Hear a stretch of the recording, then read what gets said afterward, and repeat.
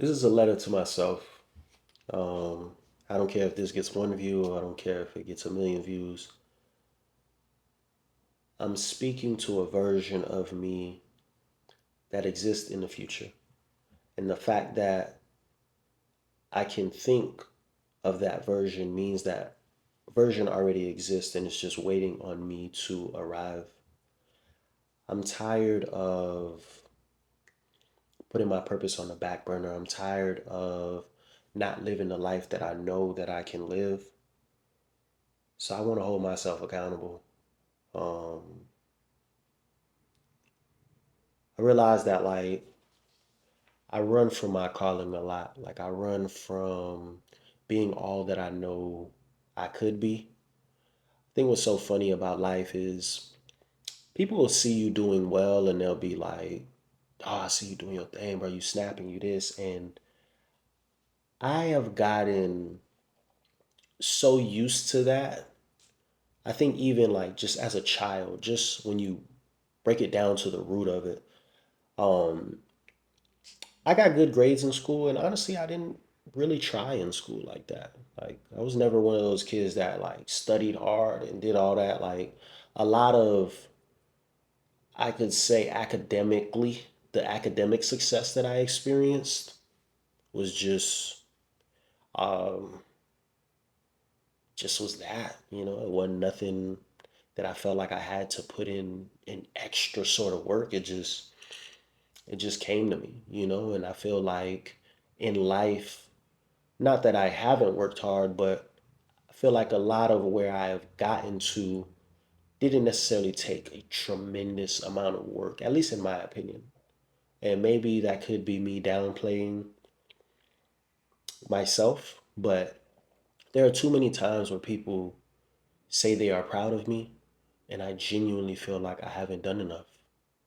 And I don't know if I'm stuck in this cycle of constantly wanting more for myself and never being satisfied with where I am. I don't know if it's a healthy obsession with success. I really don't know what it is, but I'm just at a place where I feel like I am not operating at maximum capacity, and I want to change that. I don't feel like I am all that I could be, and I just wanted to be vulnerable. I think that I just need to speak to myself. I think sometimes I don't do a really good job of journaling. I don't do a good job of writing things down, So because of that, a lot of times I don't know if I am living in an answered prayer or if I'm still going through a season. Like I just really don't be keeping track or documenting the journey. So consider this just documenting the journey. I'm ready to step into much bigger. I'm ready to receive all that God has for me. And I think that starts with just this being able to prop up a camera and be vulnerable and just be me, be naked on camera, showing up as Rue, you know, just being me and just coming to an understanding that unless I change, nothing will change. And I have done the active steps. I don't think that I'm passive in the growth that I want to experience. I don't think that I'm lollygagging, but I do think that there's beauty in being able to put out content that is imperfect in this world that is full of highlights. I can't necessarily call this a low light, but I can say that it is a different form of content than I'm used to consuming. Um, and I think that before I press send, I'll probably be cringed. I think 3 months from now, I'll look back at this and it'll be cringe. But I do think that there will come a day where I look at this and for as cringe as it is, I think there exists a version of me in the future that will look at this video and be like, that was the day something clicked. I can't say that this is the day that it started because I've been on my journey far before this moment. But I think just being able to be naked in a world where you got a lot of wolves in sheep's clothing, just be able to stand and spit my truth. I think I'm ready to step into the next era of my life. And I'm ready for it. I'm genuinely ready for it. I think there are so many good things that are on the way, and I could feel it. Like, there's one thing about momentum, like, you can create momentum. And I feel like for the last couple of weeks, I have been creating momentum. I have been creating this world for me to reside in that I will enjoy being in. Like, I've been curating the experiences that I've always dreamed of and talked about. I have been cultivating the relationships that I know will last the test of time. I've been doing the shadow work. I have been reading my Bible. I've been going to church. I've been going to the gym. I've been losing the weight. I've been shedding the dead weight as well.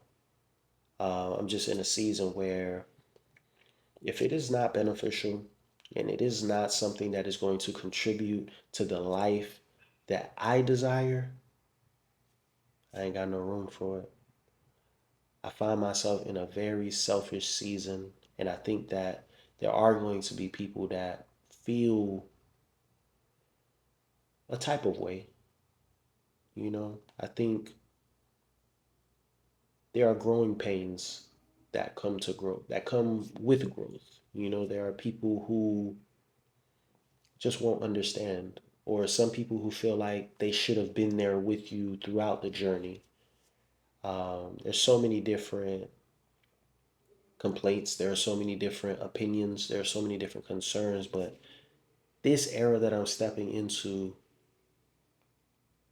this is just the era of just me being all about me. And if somebody thinks that is selfish, and I'm selfish, then, and I have no problem being selfish. I feel like it's time. I've been selfless for a very long time. I've been considerate for a very long time. I think a popular quote going around right now is that consideration is the highest form of love. I can no longer be considerate of other people's feelings. And as messed up as that sounds, it's like I gotta take it back. I gotta reel it in because I realize I have a very addictive personality. When I find someone that I like, I'm on them and I want to talk to them and I care about what they got going on and all these different things. But in being addictive in that way, I realize that sometimes you focus on what somebody else got going on so much that you forget on what you need to be focused on. And I just gotta lock back in. I gotta lock back in, and I'm excited. I'm excited. I was listening to this. Can we call it a podcast? It wasn't really a podcast. It was just something on YouTube. It was like a snippet, and it just kind of talked about how a lot of people feel like is discipline is a problem. Like, they don't like the fact that they have to be disciplined. They feel like when they are disciplined, they are restricted, and it just made me think that a lot of people do not inherently hate restriction or inherently hate boundaries. They just hate when those boundaries are imposed on them, right? Case in point, there are people that want to be married, right? You want to be in a relationship, and you would not be cool if your partner cheated on you, right? That is a boundary that you have placed. Same thing with your children. You probably wouldn't allow your children to curse at you and call you out your name or whatever the case may be. That is a boundary that you are willing to place. But when it comes to you staying on top of everything that you got going on or staying on top of your diet or whatever the case may be, now suddenly You don't want no boundaries.